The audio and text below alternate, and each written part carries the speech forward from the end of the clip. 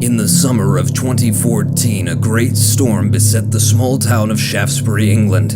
In the process, many homes were destroyed, many lives lost.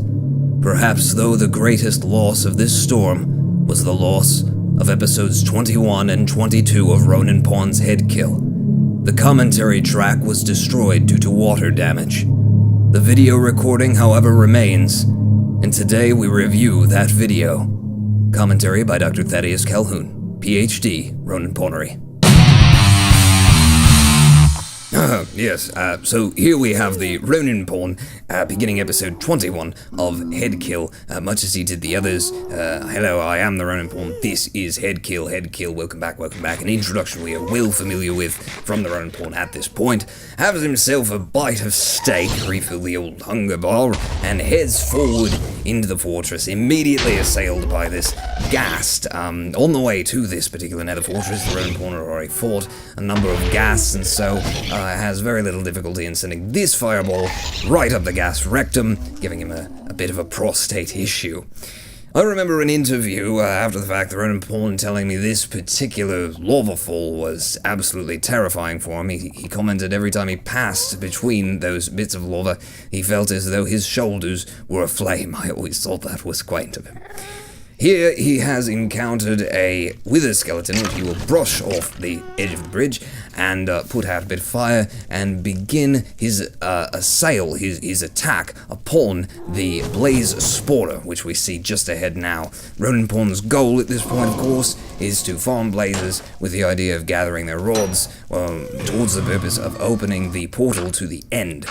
Now, having gathered his first blaze rod, he intends now to construct a brewing stand, which he is now walling himself in to do. However, when he opens up his inventory, he finds that he has not brought any wood nor a crafting table, which is going to make it quite a bit difficult and, in fact, impossible for him to do any of that. He told me at this point he decided, quote-unquote, to hell with it, we're going to do it the hard way, which we now see him doing. He has no protection at this point from the fire that the blazes will be spitting at him, other than his iron armor. However, he has not a lot of difficulty. We must recall at this point in the HEDKiLL series, this is attempt number 4 at opening the portal to the end, and he has fought a number of blazes in the process, made it mostly an art at this point. Not much threat to be found from blazes, with or without potions of fire invulnerability. Here we see him killing the final blaze, taking his 10th blaze rod, deciding that's enough, time to get the hell out of here. As he leaves, he encounters a number of blazes, very oddly positioned, almost as though guarding the exit, not wanting him to leave. He is dodging fireballs left and right, and in the meanwhile having to pass once again through the eye of the needle in this little lava fall that we see here. As Ronin Pawn is leaving the nether, he realizes, wait, I don't have any nether wart, and despite the fact that I haven't got any potions at this point for fire invulnerability, I would like to be able to make them at a later date, so he begins exploring the rest of the fortress. However, as we can see, yes, he's encountering quite a bit of difficulty, lots of mobs attacking him, so he continues exploring, but between not finding any quote-unquote downy bits, as the Ronin Pawn tends to put it, in the fortress, and also finding so much hostility in this particular fortress, he decides, this is not worth it, I'm going to die, let's all get the hell out of here, which we see him proceeding to do at this point.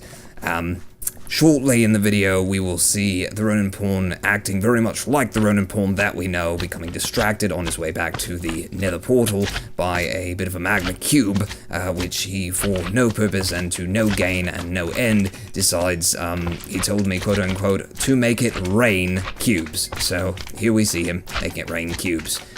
Really no purpose to this activity, gains a few levels, that's about it.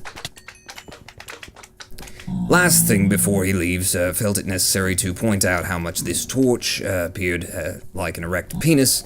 Having done that necessary, now he ascends to his nether portal and exits the nether, striking it mostly a success, sans the nether wart.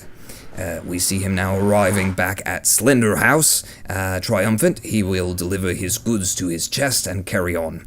Now, it is at this point in the video that we have broken between episodes 21 and 22. This is the beginning of episode 22, in which, in the interim between episodes, Ronin Pawn has touched up Slender House. This is the first time that we're going to see the movement of the crafting table and chest to the other side of Slender House, the breaking of the nether portal, with which Ronin Pawn says, "I can't sleep with this bloody thing moaning in my ear." The night falls on Ronin Pawn and he decides to go out and hunt Endermen. However, he has a bit of trouble trying to get his horse, Bessie, through the gates and out into the world. He remarks at this point, "Bessie, your ass is getting big. We've got to get you on a diet." Forced to break down the gate before he can get the horse out, finally the horse is liberated and he sets to the task of hunting Endermen. First Enderman that he finds, and in fact the only Enderman that he will find this night, is not far away from Slender House, finds him just over here in the tree line, dismounts Bessie, and goes to the attack. We see him attacking at the legs of the Enderman, keeps the Enderman from becoming angry and teleporting as much, and unfortunately this Enderman did not give him a pearl.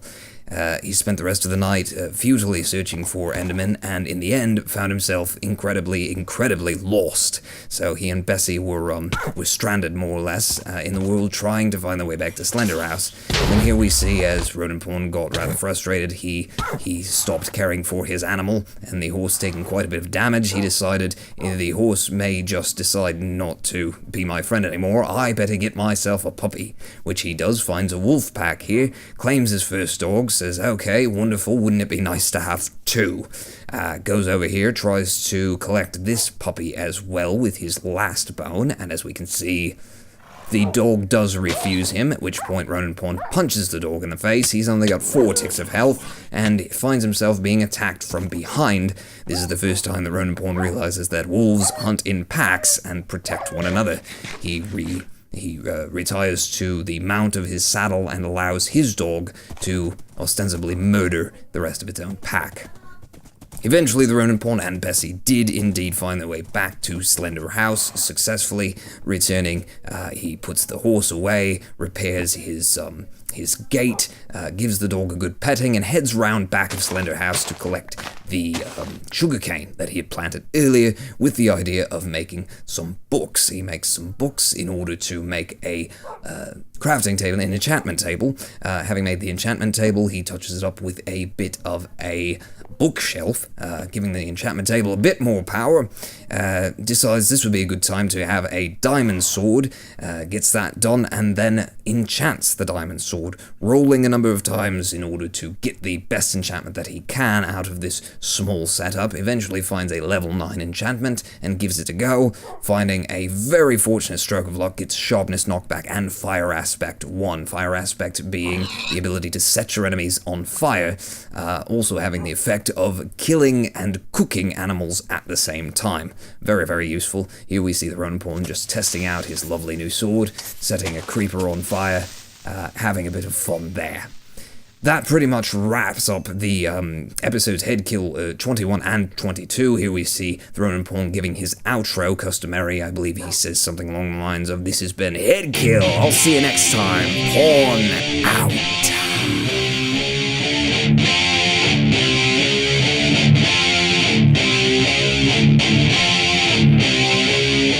Well, I think that went pretty well.